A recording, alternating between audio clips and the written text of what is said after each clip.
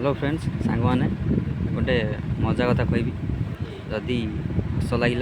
तो हसिकी टे like comment करदे जदि हस न लगे रागिजे टे आ कौन कह जड़े शिक्षक छात्र को पचारे पिले माने जदि आम माँ को इंग्लीश रे मम कौचे तो माँ को बड़ भौणी कौन कहवा सान भौणी को कौन कहवा तो छात्र जनक उत्तर देले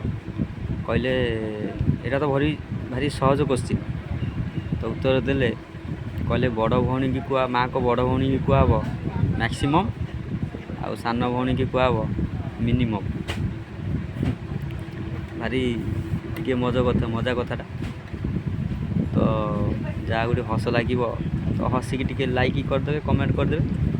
जहाँ को राग लगे तुम खुशी तुम इच्छा आ कौन कह जय जगन्नाथ।